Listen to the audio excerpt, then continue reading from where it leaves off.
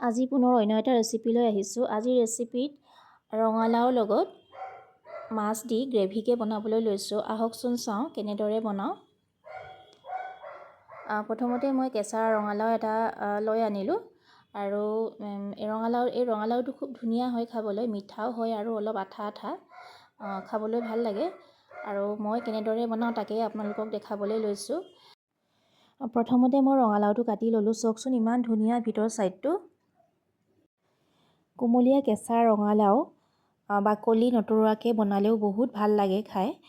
কিন্তু ইয়াতে মই এইখিনি অকণমান বেছি টাইট হৈ গৈছে, সেইবাবে মই বাকলিখিনি অলপ পাতলাকৈ ওপৰে ওপৰে আঁতৰাবলৈ লৈছোঁ। তাৰ আগতে মই এইখিনি অলপ এচকল কাটি লৈছোঁ।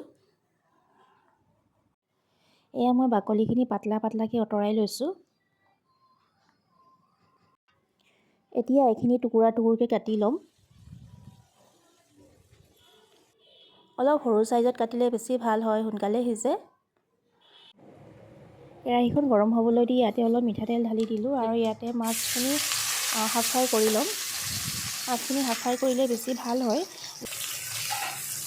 মাছখিনি হাফ ফ্ৰাই হৈ গৈছে, এইখিনি উলিয়াই ল'ম। মাছ ভজা তেলখিনিতে অলপ পিঁয়াজ দি দিছোঁ। ইয়াতে পিঁয়াজৰ সলনি অকল নহৰুও দিব পাৰে বা অকল পিঁয়াজো দিব পাৰে। আৰু লগতে কেইটামান 5-6টামান কেঁচা জলকীয়া আৰু পিঁয়াজখিনি অলপ ৰঙচুৱাকৈ ভাজি ল'ম। আৰু ইয়াতে মই অলপ নহৰু দি দিছোঁ আৰু এইখিনি অলপ ৰঙচুৱাকৈ ভাজি ল'ম। পিঁয়াজ, নহৰু আৰু জলকীয়াখিনি ৰঙচুৱা হোৱাৰ পিছত ৰঙালাওখিনি দি দিব লাগে। এয়া মই ৰঙালাওখিনি দি দিছোঁ।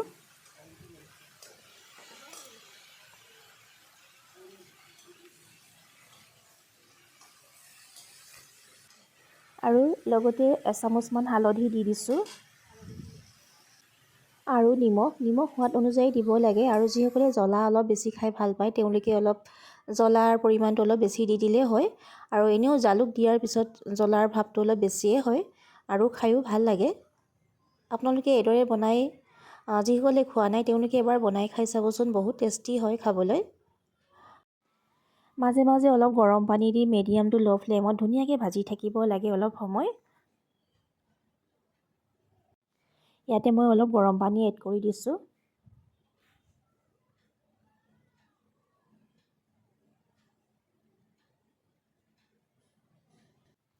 ৰঙালাওখিনি আধা সিজা হৈ গৈছে। এইখিনিতে মই হাফ ফ্ৰাই কৰি থোৱা মাছখিনি দি দিছোঁ আৰু ইয়াতে মই অলপ গৰম পানী এড কৰি দিছোঁ যাতে ৰঙালাওখিনিৰ সৈতে মাছখিনি ধুনীয়াকৈ সিজি যায়।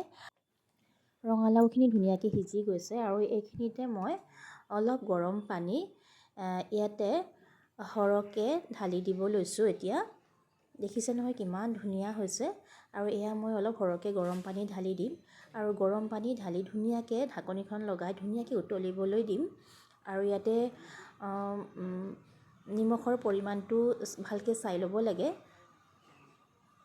আৰু ইয়াতে সদায় গৰম পানীহে এড কৰিব লাগে, ঠাণ্ডা পানী দিলে ইমান ভাল নালাগে। আৰু এয়া মই ইয়াতে এচামুচমান আদা দি দিছোঁ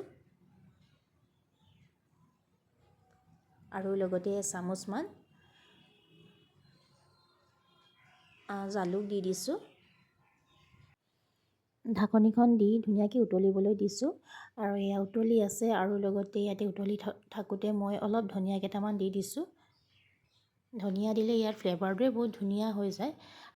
এয়া ৰঙালাও মাছৰ জোল ৰেডি হৈ গৈছে আৰু মই এটা বাউলত উলিয়াই লৈছোঁ। গ্ৰেভিকৈ বনালে বেছি ভাল লাগে। ৰঙালাওৰ যিকোনো তৰকাৰীৰ গ্ৰেভিকৈ বনালে ভাল লাগে। আৰু যিসকলে মাছ দি খোৱা নাই এইদৰে বনাই তেওঁলোকে এবাৰ বনাই খাই চাব, বহুত ভাল লাগে। আৰু ইয়াতে বেছি ইনগ্ৰিডিয়েণ্টছৰ প্ৰয়োজন নহয়।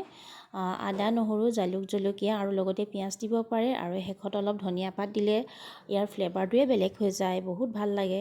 আৰু ভাতৰ লগত খাই ভাল লাগে আৰু ৰুটিৰ লগতো খাব পাৰে। শেষত মই ইয়াতে ধনিয়া পাত কেইটামান দি দিছোঁ।